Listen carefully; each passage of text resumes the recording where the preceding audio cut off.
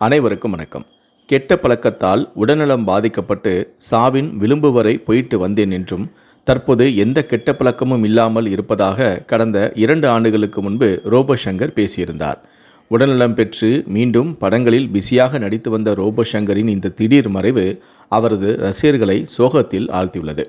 அவருடைய ஆன்மா சாந்தி அடையணும் அப்படின்னு நினைக்கிறவங்க இந்த வீடியோக்கு ஒரு லைக் பட்டனை ப்ரெஸ் பண்ணிடுங்க. நீங்கள் இரங்கல் தெரிவிக்கணும் அப்படின்னு நினச்சிங்கன்னா கீழே இருக்கக்கூடிய கமெண்ட் செக்ஷனில் உங்களுடைய இரங்கலை தெரிவிங்க.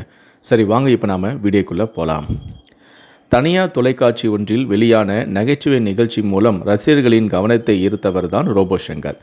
கடந்த 2007ஆம் ஆண்டு ரவி மோகன் நடிப்பில் வெளியான தீபாவளி படத்தின் மூலம் வெள்ளித்திரையில் அறிமுகமான ரோபோ சங்கர் காமெடிகளில் கலக்கினார்.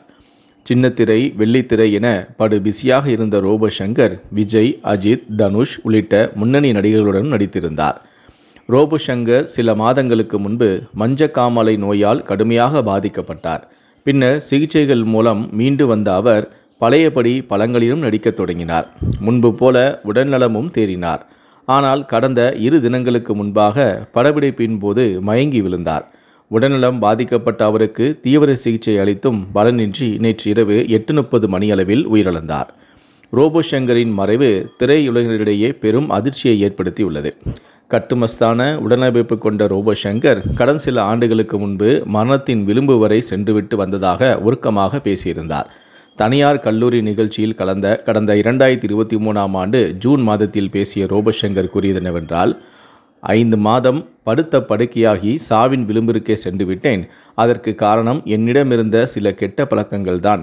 அந்த பழக்கத்திற்கு அடிமையாகிவிட்டேன். எனவேதான் உங்களுக்கு முன் உதாரணமாக நான் இப்போது இருக்கின்றேன். தற்கொலை செய்து கொள்ளும் அளவிற்கு கூட நான் சென்று விட்டேன். வாழ்க்கையை வெறுத்து அந்த பழக்கம் இல்லாமல் இருக்கவே முடியலை. நடுராத்திரில இருந்து கிறுக்கான திரிய ஆரம்பிச்சிட்டேன். அந்த நேரத்தில் தான் நக்கீரன் கோபால் சார் கரெக்டாக மருத்துவமனைக்கு அழைத்து சென்றார். மருத்துவர்களின் சரியான ஆலோசனையும் நண்பர்களின் பிரார்த்தனைகளும் சேர்ந்துதான் இன்று நான் இங்கு நிற்கின்றேன். இப்போது எனக்கு எந்த கெட்ட பழக்கமும் இல்லை. ஹாப்பியாகவும் இருக்கின்றேன், சந்தோஷமாகவும் இருக்கின்றேன். தினமும் உடல் பயிற்சியும் செய்கின்றேன், ஹெல்த்தியான உணவுகளையும் சாப்பிடுகின்றேன்.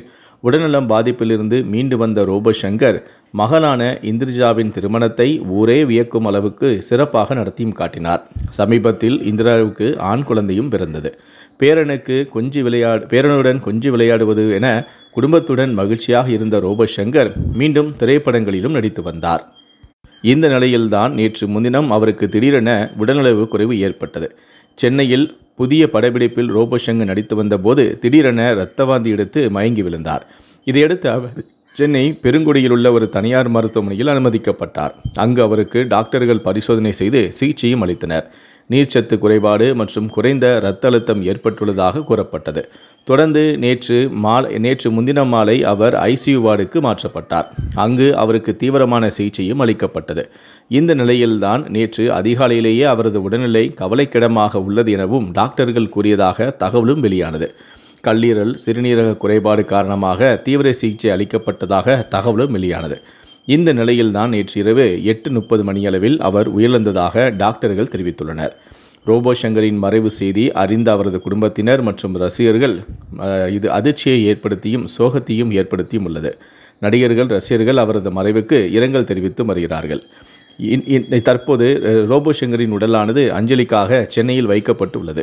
இன்று மாலை 3 மணி அளவில் இறுதி சடங்குகள் நடைபெறும் எனவும் அவரது குடும்பத்தினர் தெரிவித்துள்ளனர்.